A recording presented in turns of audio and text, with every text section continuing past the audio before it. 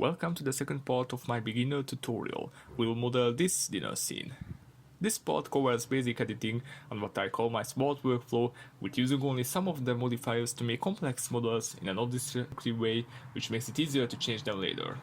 In the first part of the tutorial, I showed you guys the basic shortcuts for viewport and navigation, so I expect you to know the basics now. If you haven't seen it, make sure to check it out so you can understand this tutorial better.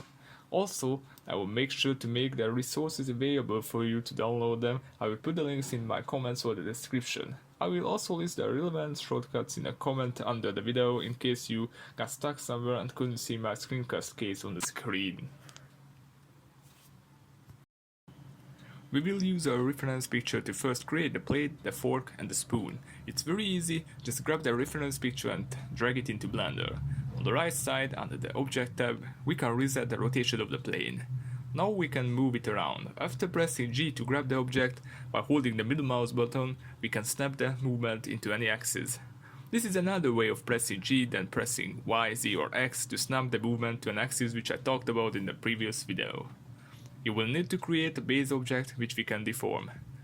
Shift A and let's create a circle. In this pop-up menu, we can set up its properties, for example the resolution, which I will change to 64. If you click away, you can't bring back this menu anymore, so be careful. Our circle is in the middle, but the plate isn't.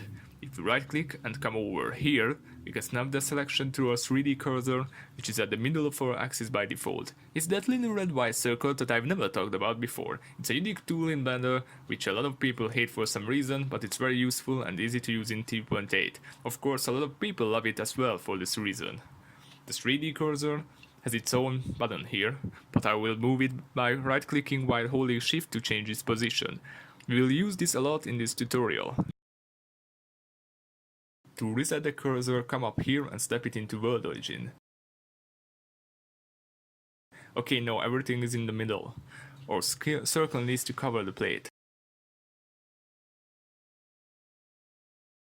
Press Ctrl and A to bring up the apply menu. I will apply the scale. If you don't do this, the modifier and some other things in Blender will read the incorrect original size and it can mess with some things, so I like to apply the scale just in case. I will go into edit mode and press F to fill the circle up. Now our problem is that we don't have quads. This is an n-gon, which means we have lots of vertices instead of quads or triangles. We need to turn this object into a mainly quad mesh, or our object will have glitchy shading, and I don't know about you guys, but I don't like glitchy shading. With I, we can insert the faces. Do this sometimes. These rings will be needed in our modeling procedure, so try to follow how I do it. As I told you in my previous video, we can use the numpad keys to snap the view into different directions. I will use 7 to snap the view to the top.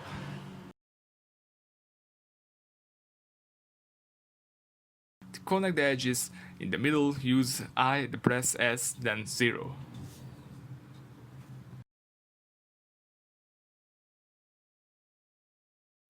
Okay, we have a beautiful circular paper here, but we want a plate. So here comes the 3D magic. With Alt, you can select the loops. Let's try selecting the two closest ones to the edge of the plate. Now we will bring these two up with G and Z.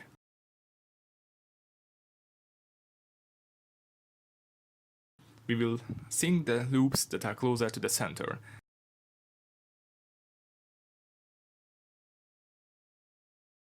We will have this nice blocky plate shape.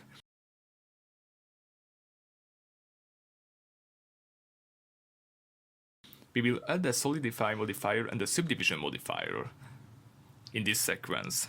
The solidify modifier turns our paper plate so fat that it doesn't resemble a paper anymore. We can set the thickness. Follow my lead. It's important to only add the subdivision modifier later so it can smooth the blocky edges of our fat plate. If we do it the other way, it will stay blocky. It's because Blender applies the modifiers in the correct sequence. You can change the sequence of the modifiers with the small arrows next to the modifiers. Now let me make some final adjustments to the plate. I'm gonna change the values here.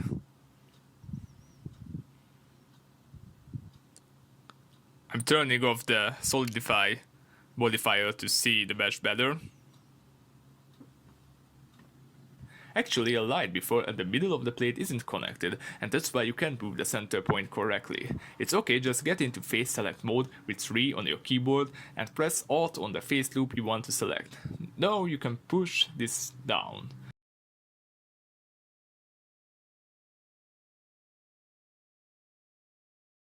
Notice that the basic object is though just a guide for the smoother subdivided mesh.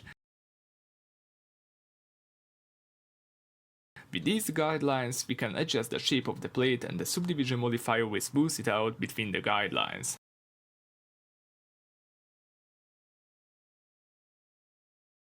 Right click and turn on smooth shading. I will also rename the object so we will have a clean outliner where we understand what we see. So let's create a collection and put the plate in it.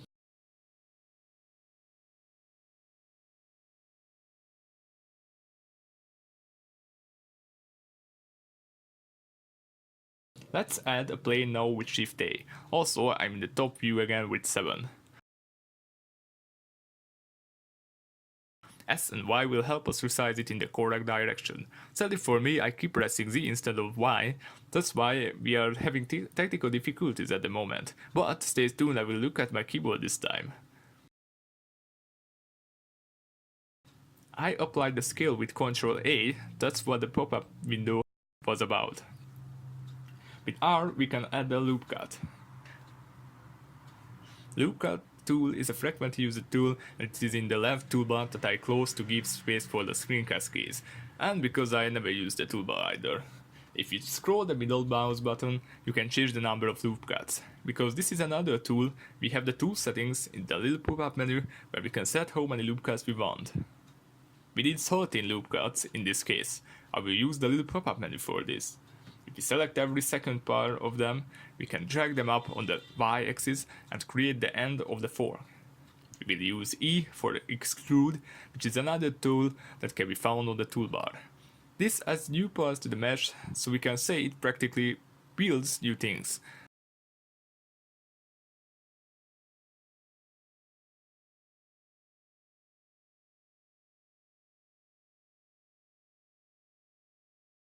By the way, all these are here too, as I mentioned before.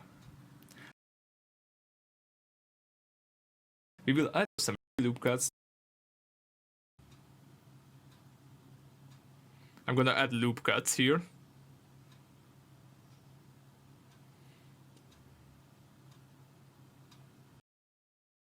We will add 3 loop cuts to all of these. This will help us break the end of the fork to make it curvy. The problem is, they don't want to move together. I'm lazy, so I don't want to move every part of the mesh separately, so I will call in my good friend that I'm using all the time. He will come as soon as I get up here to this little icon with my beautiful mouse cursor. This is called proportional editing. Turn on connected only. Proportional editing lets you move a lot of vertices at the same time. We have this circle around the cursor. Scrolling the middle mouse button changes the size. On the top left corner, Blender shows the size of the proportional editing area. The circle shows the size of the area the editing will take effect in. When we select vertices or edges or faces, the closer we are to our selection, proportional editing will have stronger effect. So let's select this end of the fork and drag it up. Notice I changed the size of the proportional editing to reduce the area that it affects. I select another part here with Alt to select the whole loop and I press S to reduce the size along X.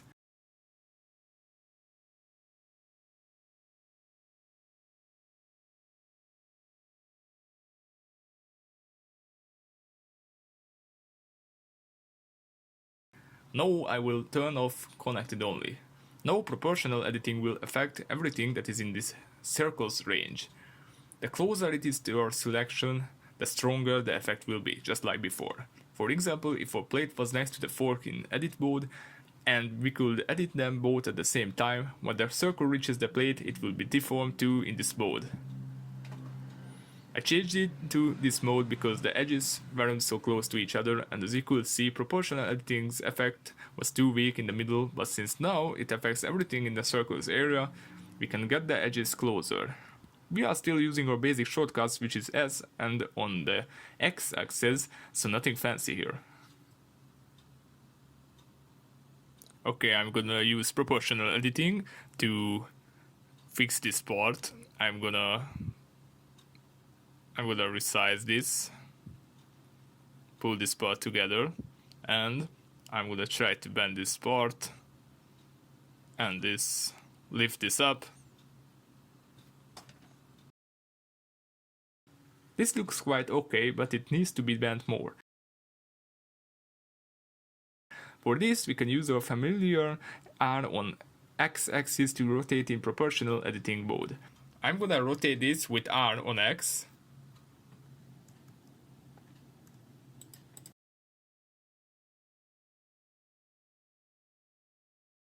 Sadly, our mesh seems to be wavy now. Well, we can start over, scrap this whole thing, scrap the whole tutorial. Just kidding, we can easily fix it with another simple key combo.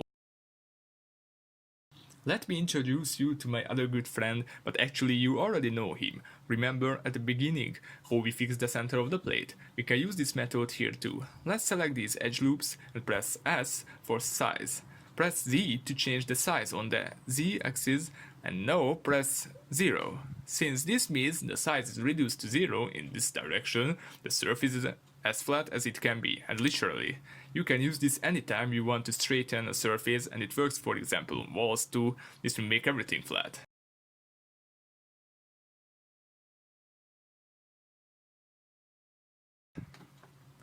We can add the subdivision modifier to see if the fork looks good.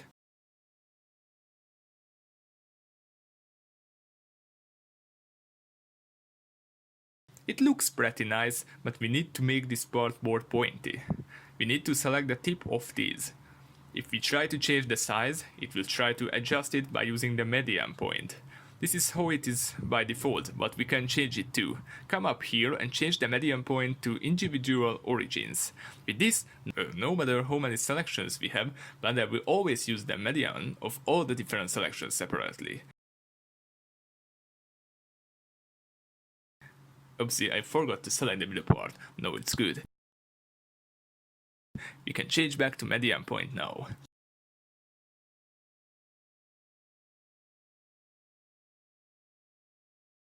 I think the fork isn't too ugly anymore, so yeah, it's pretty decent. Maybe we can edit this part a bit. I'm turning on proportional editing and fixing this part as I said. I'm just stretching this, pulling this a little bit. Yeah, now it's a bit wider. Now with the same method, let's do the spoon. It's very easy. Now I'm adding a new plane and resizing it on Y and X. I applied the scale. Let's add some loop cuts here and there with R so we can match the reference. I'm gonna add a loop cut here and one closer to it. I'm gonna resize this part. Nice, on X of course. And I'm gonna make this a bit wider and grab these and bring these closer. It's a bit up so it will line up with the reference. And I'm gonna add a solidify. We have a solid blocky spoon. And I'm gonna add a subdivision surface. And as you can see, I changed the resolution a bit so it will be less blocky and look a bit better. Very nice curves there. Let's adjust it a bit. We have one nice looking spoon here.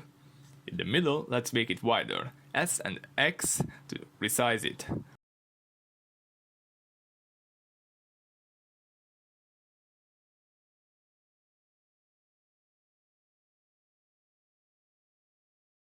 Now we will try to lift up the sides.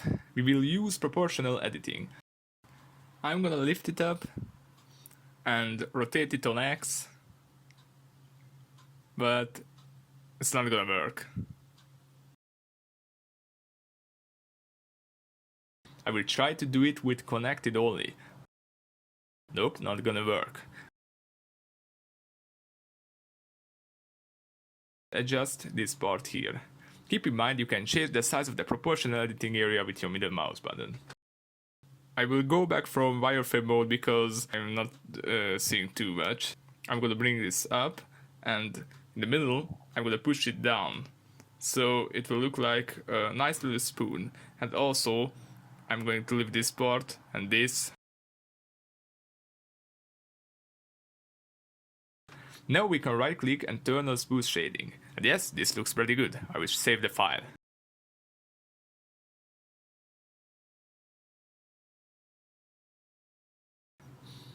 We will use another plane as a base mesh for a knife. I'm gonna resize it. Match the reference again, like always. We can add one loop cut in the middle and make it thinner. Notice that we don't use proportional editing because we only have one loop cut in the middle, it's pointless now. I'm resizing this a bit. We will add some loop cuts here. Try to change the size a bit, making it thinner. Add some loop cuts. I'm gonna select this, go into vertex select mode, and trying to pull this a bit out. Nice. And just matching the reference.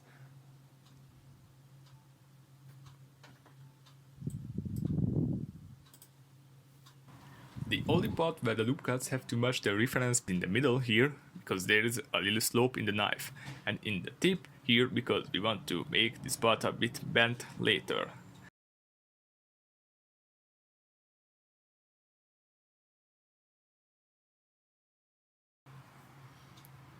I'm gonna push this and this, line this up.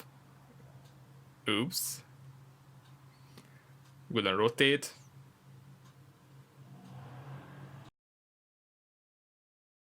Now we can add solidify and subdivision modifiers.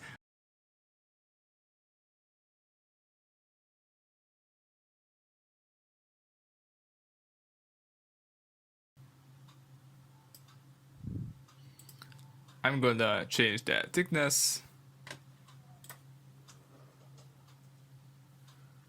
Yes, it seems nice. It's thicker than the spoon or the fork.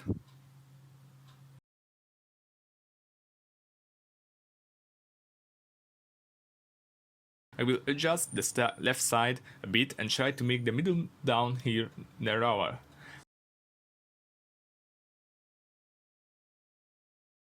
I will add another loop cut here, and we have a reason for this. It's very important to put these two loop cuts close to each other, and they should be on this little slope area. It's because we will have to make the knife handle thicker.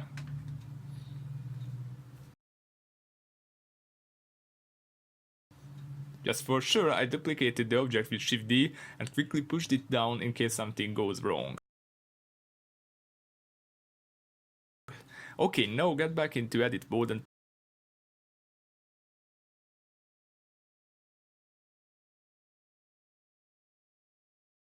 press Alt E. This will give us an advanced extrude menu. You can get these different extrude tools in the left toolbar if you press the extrude icon for a long time. Use extrude along normals to extrude in all directions. This is good, but too thick for me.